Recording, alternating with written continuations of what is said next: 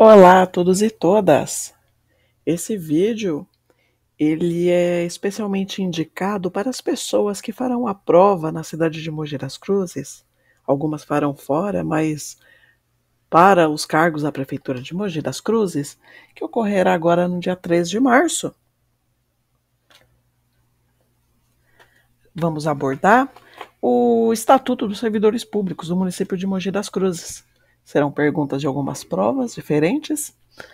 E vamos manter nosso mesmo sistema de prática. Assim que a pergunta aparecer na sua tela, pausa o vídeo, responde. Assim que você tiver sua resposta, retome o vídeo para ver a resolução. Ok? E lembrando, se os vídeos estão sendo úteis para vocês, dá um joinha, dá um like, que assim o YouTube vai entender que o vídeo é útil e ele vai repassar para outras pessoas que também precisam desse tipo de conteúdo. Tudo certo? Vamos lá. O Estatuto dos Servidores Públicos do município de Mogi das Cruzes dispõe que o direito à associação sindical. Essa pergunta aqui, ela caiu numa prova para motorista e a banca foi a VUNESP. A gente vai ver perguntas de algumas provas que ocorreram em Mogi das Cruzes que abordaram o Estatuto do Servidor. Referente à associação sindical, o nosso gabarito aqui é a letra C, é livre. Está lá na Lei Complementar número 82 de 2011, artigo 217. Ao servidor público é assegurado, nos termos da Constituição Federal, o direito à livre associação sindical e os direitos dela decorrentes. Nos termos do Estatuto dos Servidores Públicos do município de Mogi das Cruzes, as penas de demissão, cassação de aposentadoria ou disponibilidade do servidor público. Aqui ele pergunta a respeito de penas. E ele cita quais as penas, que ele está abordando, que é a demissão, cassação de aposentadoria ou disponibilidade do servidor público. Referente a isso, o que está de acordo lá no Estatuto? Nosso gabarito aqui é a letra C. Só poderão ser aplicadas em processo administrativo disciplinar em que seja garantido o direito de plena defesa ao indiciado. Está lá no artigo 177. As penas de demissão, cassação de aposentadoria ou disponibilidade do servidor só poderão ser aplicadas em processo administrativo disciplinar em que seja garantido o direito de plena defesa do indiciado. O número específico de faltas do servidor disposto pela lei do Estatuto dos Servidores Públicos do município de Mogi das Cruzes, que configuram o abandono de cargo por ausência intencional, é superior a... A pergunta ela diz que o servidor ele pode faltar em sequência de uma determinada quantidade de dias. Passando essa quantidade de dias, já é considerado abandono. É acima de quantos dias de falta?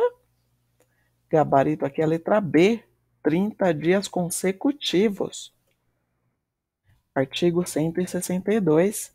Configura abandono de cargo a ausência intencional do servidor ao serviço por mais de 30 dias consecutivos. Tércio é servidor público municipal efetivo e pretende candidatar-se ao cargo de vereador nas eleições municipais. Segundo o disposto no Estatuto dos Servidores Públicos do município de Mogi das Cruzes, Tércio, a VUNESP foi na prova também para motorista. A VUNESP, ela lançou uma historinha, para fazer a sua pergunta. Ela diz que um servidor público de Mogi das Cruzes tem a intenção de se candidatar como vereador. E de acordo com o estatuto, o que acontece, como pode, o gabarito aqui é a letra D. Pode candidatar-se e poderá candidatar-se. E se eleito, poderá acumular ambas remunerações se houver compatibilidade de horários. Então, o servidor ele pode se candidatar a vereador, normalmente, e se houver compatibilidade de horário dos dois serviços, tanto o serviço comissionado, que no caso seria o serviço de vereador, tanto o serviço que antes ele executava somente aquele, ele pode receber a remuneração de ambos. Pode trabalhar então nos dois cargos. Aqui está no capítulo 3 da acumulação. O artigo 143 e 144 abordam esse assunto. 143. Ressalvados os casos previstos na Constituição Federal, é vedada a acumulação remunerada de cargos e empregos públicos. Parágrafo 1º. A acumulação de cargos, ainda que ilícita, fica condicionada à comprovação da compatibilidade de horários. Tá? É vedada a acumulação se não houver compatibilidade. Parágrafo 2º.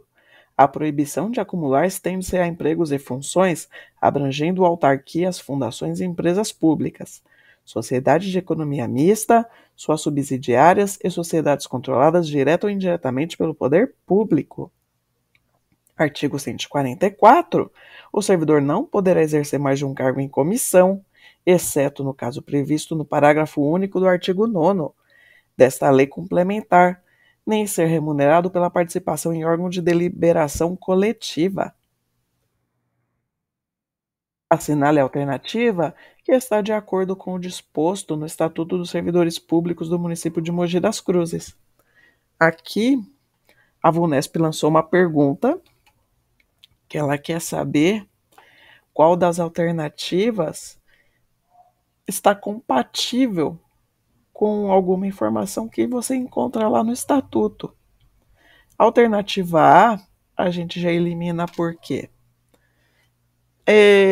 Até mesmo nos editais de concursos públicos, diz lá que a idade mínima para você tomar posse é 18 anos. A A diz que é 21, está incorreta. B também está incorreta porque ela diz que a investidura em cargo público ocorrerá com a nomeação do servidor publicada no Diário Oficial. Não é a nomeação que sai no Diário Oficial. O que sai no Diário Oficial é o ato da posse. A C também eliminamos.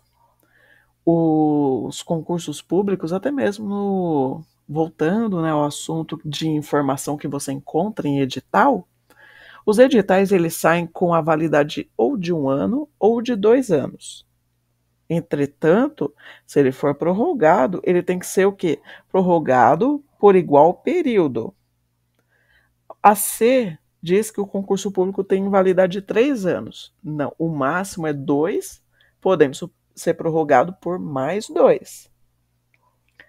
Alternativa D também eliminamos, que ele está a pergunta, né, que é a alternativa D, ela diz que a readaptação e a recondução são penalidades. Não. São formas de provimento de cargo. Então, nosso gabarito aqui é a letra E. A posse em cargo público poderá ocorrer mediante procuração específica. Sim, caso o aprovado, ele por algum motivo muito específico, ele não consiga ir pessoalmente tomar posse, a posse dele pode ser feita com uma procuração. Está lá no subseção 2ª da posse do exercício, artigo 13. A posse dar-se-á pela assinatura do respectivo termo, no qual deverão constar as competências, os deveres, as responsabilidades e os direitos inerentes ao cargo ocupado, que não poderão ser alterados unilateralmente, por qualquer das partes, ressalvados os atos de ofício previstos em lei. Parágrafo 1º. A posse ocorrerá no prazo de 5 dias úteis, contados da publicação do ato de provimento. Parágrafo 2º. Em casos especiais e a critério da administração, o prazo do parágrafo 1º poderá ser prorrogado por igual período uma única vez. E no parágrafo 3º, a posse poderá ocorrer mediante procuração específica. Aqui foi numa pergunta para a jornalista, banca também VUNESP. Considere a seguinte situação hipotética. Servidor efetivo da Câmara Municipal de Mogi das Cruzes, que se encontra em regular exercício de suas funções, é sócio com sua esposa de uma empresa de assessoria e consultoria contábil, de acordo com o previsto no Estatuto do Servidor Público do município de Mogi das Cruzes. O servidor, a VUNESP lançou uma situação hipotética, conforme mesmo ela colocou, que um servidor ele é sócio de uma empresa de consultoria contábil com sua esposa. Numa situação dessa, o que a Lei Complementar número 82 de 2011 diz? Gabarito aqui é a letra C. Não estará sujeito à penalidade de demissão se ostentar somente a condição de sócio, sem exercer função de gerência ou administração na empresa. Está aqui no capítulo 2º das proibições, artigo 142, inciso 10º. Participar de gerência ou administração privada personificada, exercer o comércio, exceto na qualidade de acionista, cotista ou comanditário, salvo quando estiver de licença para tratar de interesse particular ou indisponibilidade durante o período de afastamento. Então, aqui, ó, as partes de proibição do servidor, é proibido ele participar gerência ou administração, que nem nossa questão aqui nos passou, ok? Segundo a Lei Complementar Municipal número 82 de 2011, o processo administrativo disciplinar será instaurado dispensando-se a sindicância prévia. Bem, então sabemos que o processo administrativo disciplinar, quando instaurado, ele tem a possibilidade de uma sindicância. Mas existe caso que é dispensado. Em que caso é esse? Gabarito, letra B, quando a autoria dos fatos for conhecida. Artigo 172 e 178. Artigo 172. A sindicância é peça preliminar e informativa do procedimento administrativo, devendo ser promovida quando os fatos estiverem definidos e faltarem elementos indicativos da autoria. Artigo 178.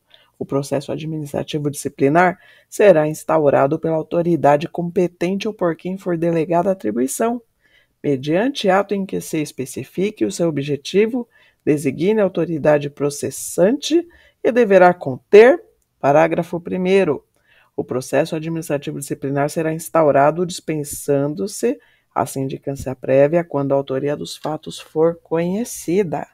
Ficamos por aqui. Boa sorte a todos na prova e até mais!